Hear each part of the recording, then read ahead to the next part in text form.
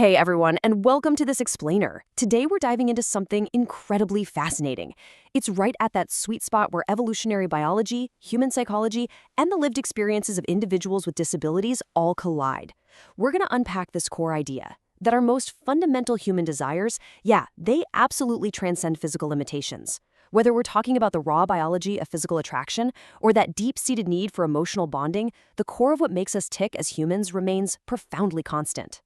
All right, so here's a quick look at our roadmap for today. We'll start with A, fundamental human drive, move into the biology of attraction, explore emotional wellness and intimacy, discuss universal desires and preferences, and wrap up with adapting for fulfilling intimacy. Let's get right into it. So this brings us to a really crucial question, right? How exactly does disability impact our most primal biological and emotional drives? Take a second and think about how ancient evolutionary biology and our core emotional needs for connection actually intersect with the daily reality of living with a disability. As you're going to see, the answer challenges a lot of long-held misconceptions and reveals a pretty powerful truth about human resilience. Section 1. A fundamental human drive, the roots of intimacy. And look, the research here is unequivocally clear. Individuals with disabilities experience the exact same fundamental drive for intimacy and sex as anyone else. It's not some optional add-on. It's literally a core part of the human experience. Now, this fundamental drive is incredibly multidimensional. Universally, there are really three core reasons why all of us seek intimacy: physical pleasure, emotional bonding, and stress relief. Sex and intimacy serve as a massive stress management tool, and honestly, they're a primary mechanism for building an absolutely unbreakable sense of trust with a partner. So, the big takeaway here is that having a disability absolutely does not determine a person's level of sexual interest, nor does it diminish their natural capacity for deep, meaningful human connection. That burning desire to feel seen, to feel desired, and to engage in that full, multidimensional experience of pleasure and bonding, that remains completely 100% intact. Moving on to Section 2, the biology of attraction, evolutionary signals. To really wrap our heads around these universal drives, we have to rewind and look at our evolutionary history. It's fascinating to see just how deeply ingrained these desires are in the human brain. And remember, these biological signals exist for absolutely everyone, no matter what their physical abilities look like today. Now, getting into the specific evolutionary psychology behind human attraction, especially when we're talking about female gluteal anatomy, it all comes down to a very specific number: 45.5 degrees. Seriously, this angle isn't just some arbitrary preference, it is mathematically tied to our literal survival as a species. This brings us to what's known as the spine curve theory. Evolutionary psychology reveals this hardwired attraction to a 45.5-degree curvature from the lower back to the buttocks. Historically, this specific spinal wedging allowed our pregnant female ancestors to shift their weight, stay mobile, and keep foraging for food without suffering debilitating spinal damage. Basically, it signaled youth, high estrogen levels, and adequate fat stores to sustain a pregnancy. It's raw survival biology, brilliantly masquerading as physical attraction. And this massive shift happened the moment our ancestors stood up. When humans evolved bipedalism, walking upright, the gluteus maximus had to expand significantly just to support our posture. Because of that physiological change, human mating shifted from quadrupedal positions to face-to-face, or from behind. And as a result, the buttocks became a primary front-end center visual focal point for human sexual attraction. This whole evolution created some intensely powerful physiological and psychological triggers. Our brains strongly link visual anchors like symmetry and depth directly to health. Plus, because these areas are typically covered up by clothing in modern society, just seeing them triggers a psychological taboo response, which releases a massive hit of dopamine in the brain.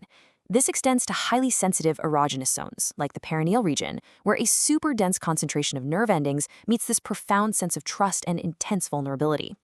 Section 3, emotional wellness and intimacy, the heart of the matter. So we've talked a lot about those primal biological drives and dopamine releases, right? But how does fulfilling these physical drives actually impact our mental health and everyday wellness? Well, the sources make it crystal clear. Intimacy is a core mechanism for emotional balance. For individuals with disabilities, exactly the same as for anyone else, intimacy provides absolutely critical emotional benefits. It offers profound validation, it skyrockets self-esteem, and it acts as a primary tool for stress management. On top of all that, it fosters deep emotional connection, giving partners a way to express affection and trust when words alone just kind of fall short. I absolutely love this quote from the research. It says, "Intimacy allows individuals to feel seen and desired." I mean, that just beautifully captures the whole essence of our discussion today, doesn't it? Feeling seen, desired, and truly accepted is a universal human craving. It's that vital bridge connecting our raw evolutionary biology with our highest needs for emotional wellness. Okay, Section 4, Universal Desires and Preferences, Breaking Stereotypes. It is definitely time to break down some stereotypes here. We really have to recognize that disability does not dictate some singular, monolithic experience.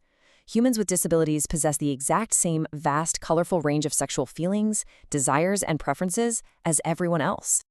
There is immense variation within the disabled community, just like anywhere else. You've got some individuals with an incredibly high sex drive and others with a lower one. Some folks engage in intimacy mainly for relationship building or starting a family, while others are driven entirely by physical pleasure. We should absolutely never generalize someone's level of interest simply based on their physical abilities. And of course, they hold the exact same range of preferences. Remember those evolutionary triggers we unpacked earlier? The biological attraction to specific anatomical features, like symmetry, the curvature of the spine, variations in gluteal sizes, whether small, medium, or large, or even the psychological curiosity surrounding taboo erogenous zones. All of that applies universally. A physical disability simply does not rewrite millions of years of hardwired human evolutionary psychology. Finally, Section 5, Adapting for Fulfilling Intimacy, Sustaining Connection. While the fundamental drives and desires remain completely constant, physical limitations or medical conditions can, of course, affect specific nerve responses or movements. So here we get to look at how partners beautifully and creatively navigate these realities to sustain incredibly fulfilling intimate lives. This tangible, step-by-step process of adaptation almost always starts with one thing: open, totally honest communication. From there, partners dive into sensory exploration, maybe discovering new erogenous zones or finding new ways to stimulate highly concentrated nerve endings.